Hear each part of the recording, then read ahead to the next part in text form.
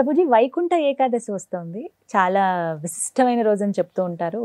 కొన్ని కొన్ని ప్రాంతాల్లో అయితే అసలు పండగే ఆ రోజున. అందులోనూ ఆ రోజు స్పెషల్ దర్శనం ఉంటుంది ప్రతి ఒక్కరికి వైష్ణవ ఆలయాల్లో. ఏకాదశి వ్రతాలని కూడా ఆచరిస్తూ ఉంటారు. ఆ వ్రతాలు ఎలా చేయాలి, చేస్తే ఏమిటి అనేది కూడా చాలామంది ఒక క్వశ్చన్ అడుగుతూ ఉన్నారు. ఆచరించే విధానం చెప్పండి, అలాగే చేస్తే కలిగేటువంటి ఫలితం ఏమిటి, ఎందుకు చేయాలి అనేది కూడా వివరించండి. అన్నిటికంటే గొప్పదైన వ్రతం ఏదైనా ఉంటే అది ఏకాదశి వ్రతం.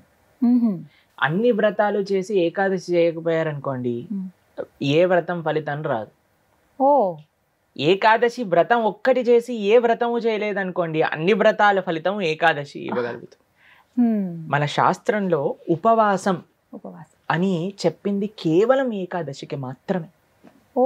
కానీ చాలా మంది ఈ రోజు మేము ఉపవాసం చేస్తున్నామండి, ఆ రోజు ఉపవాసం చేస్తున్నామండి, అలా ఇలా చెప్తారు. కానీ ఎక్కడ కూడా అంత నియమంగా ఉపవాసం గురించి చెప్పింది మన శాస్త్రంలో, అంత నియమంగా ఉండాలి అని చెప్పింది కేవలం ఏకాదశికి మాత్రమే. విష్ణువాసరము అని అంటారు. అన్నిటికంటే favourite day of lord Vishnu Ekadashi. Ekadashi వ్రతం వల్ల అసలండి దాని వల్ల వచ్చే ఆధ్యాత్మిక బెనిఫిట్స్ అనేవి మనం చెప్పలేము. ఉపవాసం అంటే ఫస్ట్ అందరూ మేము ఒకసారి ఏకాదశి వ్రతం గురించి చెప్పామండి, ఎలా ఉపవాసం ఉండాలి అన్ని విషయాలు చెప్పాక ఒకళ్ళు హ్యాండ్ రేస్ చేశారనమాట, మాకు ప్రశ్న ఉంది అని. అయితే ఏం ప్రశ్న ఉంది అని అడిగితే, ఏకాదశి రోజు ఏం తినచ్చండి అని ప్రశ్న అడిగారు అనమాట. గంట సేపు నేను లెక్చర్ ఏకాదశి ఉపవాసం ఎందుకు చేయాలి అని చెప్పాక ఏకాదశి రోజు ఏం తినచ్చు అని లెక్చర్ క్వశ్చన్ అడుగుతున్నారన్నమాట. అయితే ఉపవాసము అంటే ఏంటో ఫస్ట్ అర్థం చేసుకుందాం. ఉప అంటే దగ్గరగా, వాసం అని అంటే ఉండటం. ఉపవాసం అని అంటే భగవంతుడికి దగ్గరగా ఉండటం. ఏ ఉపవాసానికంటే ఇదే నియమం అండి. చాలా మంది ఏం చేస్తారు తెలుసా అండి, మేము ఈరోజు కటిక ఉపవాసం, నీళ్లు కూడా స్వీకరించట్లేదు అని హ్యాపీగా టీవీ ఆన్ చేసుకొని ఇలా బెడ్ పైన పడుకొని ప్రొద్దున నుంచి రాత్రి రాకే ఏ సీరియల్లో ఏ సినిమాలు చూస్తూ ఉంటారు. అయ్యా లేచి గుడికి రండి, నామం లేదు, శరీరంలో ఓపిక లేదు, నిర్జల వ్రతం ఈరోజు. మనం అండి దేన్నైనా సరే ఎంత మెటీరియలిస్టిక్ గా మార్చే శక్తి మానవుడి దగ్గర ఉందండి. శివరాత్రి రోజు జాగరణ చేయండి అంటే లేట్ నైట్ షోలు వాటిలలో సినిమా థియేటర్లో కూర్చొని జాగరణ చేస్తుంటారు. శివుడు పాపం ఏమనుకుంటాడో, ఎంత బాధపడతారో ఇలాంటి వాళ్ళని చూసి ఆశ్చర్యం వేస్తుంది అనమాట.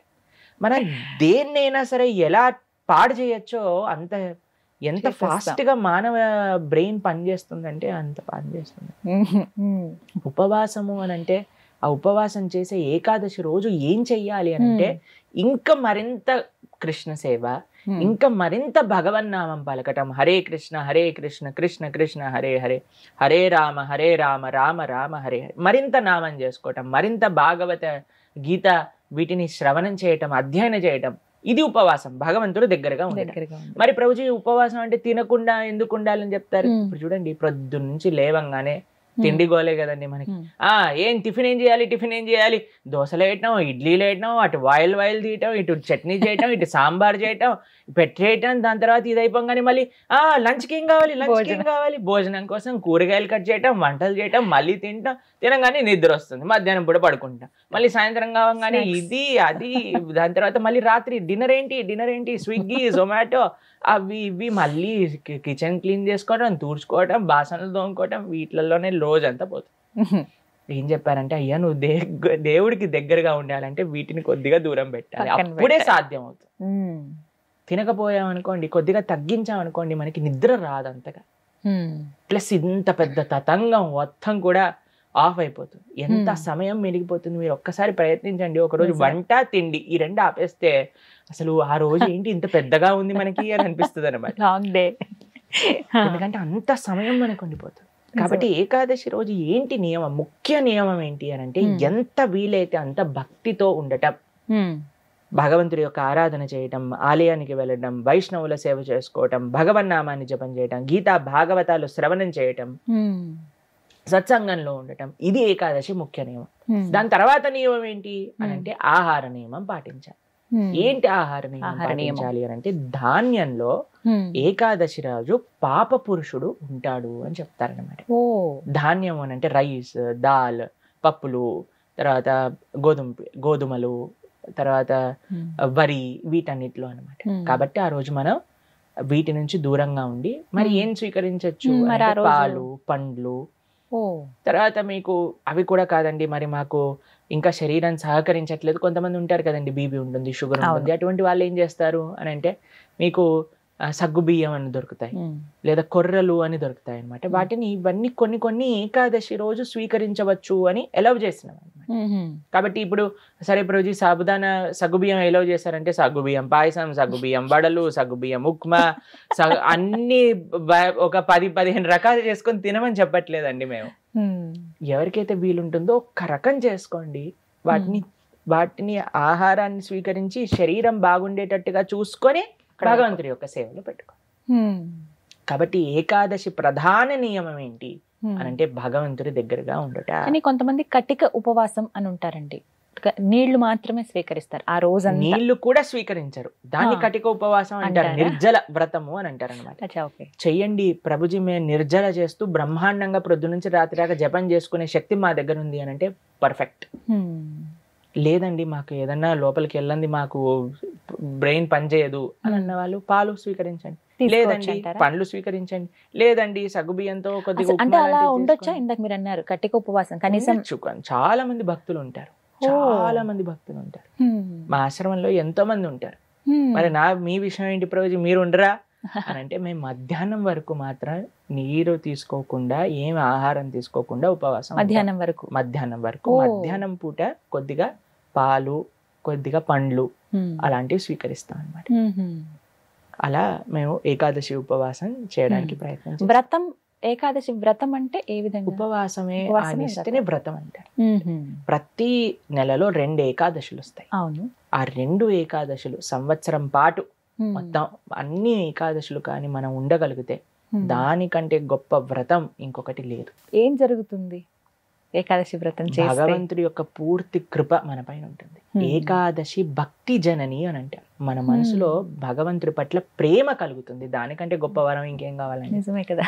కాబట్టి ఏకాదశి వ్రతం తప్పకుండా చేయాలి. అందరూ కూడా ఆ ఏకాదశి వ్రత మహాత్యాన్ని తెలుసుకోండి, చక్కగా ఏకాదశి వ్రతాన్ని ఆచరించడానికి ప్రయత్నం చేయండి. ఇప్పుడు వైకుంఠ ఏకాదశి చాలా అద్భుతమైన రోజు, మీరు సంకల్పం తీసుకొని ముందుకెళ్ళడానికి. చాలా మంది మమ్మల్ని అడుగుతుంటారు, రోజు మా ఇంట్లో ఎవరో వెళ్ళిపోయారు, లేదా మాకు మైల్ ఉంది, అశౌచం ఉంది, మీరు ఎలా ఉన్నా ఏం జరుగుతున్నా ఏకాదశి మాత్రం పాటించవచ్చు, దాంట్లో ఏం ప్రాబ్లం. ఆ రోజు ఖచ్చితంగా ఇవి వింటే బాగుంటుంది, ఇవి పఠిస్తే బాగుంటుంది. భాగవతం వినాలి, భాగవతం చదువుకోవాలి, భగవన్నామం జపం చేయాలి, కీర్తన చేసుకోవాలి, ఆలయానికి వెళ్ళాలి, కృష్ణుడికి తులసితో అర్చన చేయాలి. ఇవన్నీ ఏకాదశికి చాలా మంచి. ఆ రోజున ప్రత్యేకించి ఉత్తర ద్వార దర్శనం ఉంటుంది. అవును, వైకుంఠ ద్వార దర్శనము అని అంటారు. అన్ని ఆలయాలలో మనకి కలుగుతుంది. చక్కగా దర్శనం చేసుకొని వైకుంఠ ఏకాదశి కాదండి, అన్ని ఏకాదశులకి ఇవే నియమాలు. భగవద్ ఆరాధన, భగవన్నామ జపం, భాగవత స్మరణ, ఇవే అన్ని ఏకాదశి. కాబట్టి తప్పకుండా ప్రతి ఒక్కళ్ళు చేయాల్సిన వ్రతం ఏకాదశి వ్రతం.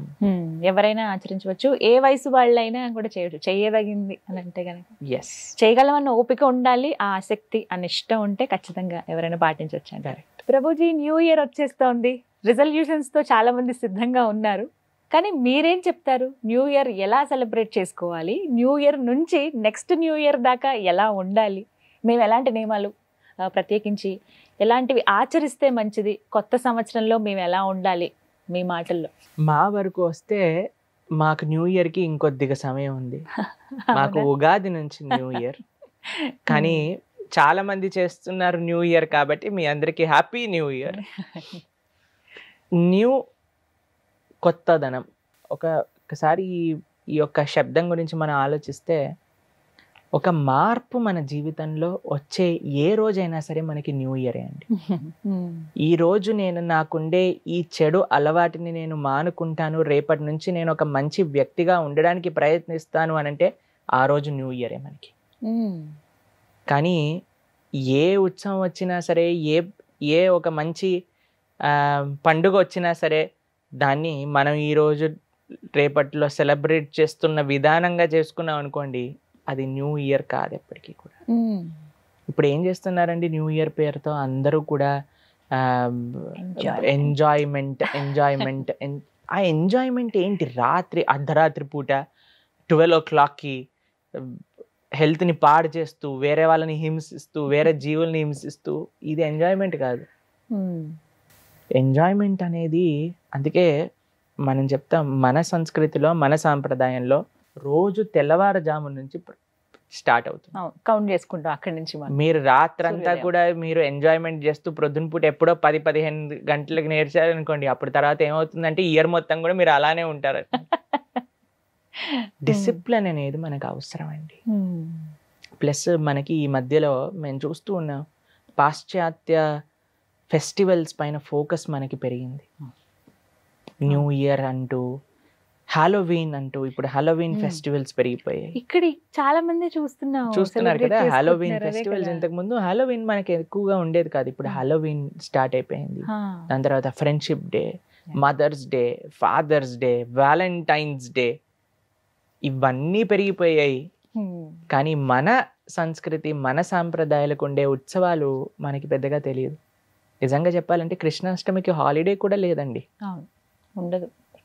భగవంతుడు మనకి ఆరాధ్య దైవమైన రాముడు, కృష్ణుడు, వాళ్ళ ఉత్సవాలకి మాత్రం మనకి తెలియదు. చాలా మంది కృష్ణుడు, నేను చాలా మంది అడుగుతామండి ఈ మధ్య యూత్లో, కృష్ణుడు ఎక్కడ పుట్టారో తెలుసా, కృష్ణుడు యొక్క తల్లిదండ్రులు ఎవరో తెలుసా, తెలియదండి వాళ్ళకి.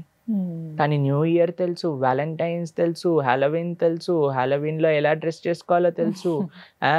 ఇవన్నీ ఎలా తెలుస్తున్నాయి అని అంటే ఏం మనం నేర్పిస్తున్నాం, దేనికి మనం ప్రయారిటీ ఇస్తున్నాం. న్యూ ఇయర్ రెజల్యూషన్ అని మీరు అన్నారు, చాలా మంది అనుకుంటారు నేను న్యూ ఇయర్ ఈ రోజు ఎంజాయ్ చేస్తా, దాని తర్వాత నేను డిసిప్లైన్డ్గా ఉంటా. ఒకసారి ఒక జిమ్కి వెళ్ళారనమాట, ఒక ఆయన మొత్తం నిండిపోయింది. అయితే ఏంటబ్బా ఇంతమంది ఉన్నారు ఏంటి అయ్యా, జిమ్లో ఎక్సర్సైజ్ చేయడానికి ప్లేస్ లేదు అని అంటే, అయ్యా మీరు 1 జనవరికి వచ్చారు, మీరు 10th జనవరికి రండి, అప్పుడు ఖాళీ అయిపోతుంది అని అన్నారనమాట. ఎందుకంటే ఇప్పుడే వీళ్ళందరూ న్యూ ఇయర్ రెజల్యూషన్లు తీసుకున్నారు, 10 రోజులలో వాళ్ళ ఇంథూజియాజం అంతా పట్టు అయిపోతుంది, దాని తర్వాత మీరు బ్రహ్మాండంగా రండి అని. కానీ నిజం ప్రభుజీ, చాలా మంది, ఈవెన్ నేను కూడా అందులో ఉంటానేమో, ముందు ఆరంభ శూరత్వం అంటారు కదా, ఫస్ట్ ఉంటుంది ఎలా అయినా చేసేయాలి, మనం చేద్దాము డెఫినెట్ గానీ, తర్వాత అలా నీరు గారిపోతుంది. దానికి డిటర్మినేషన్తో పాటు డిసిప్లిన్ కావాలి.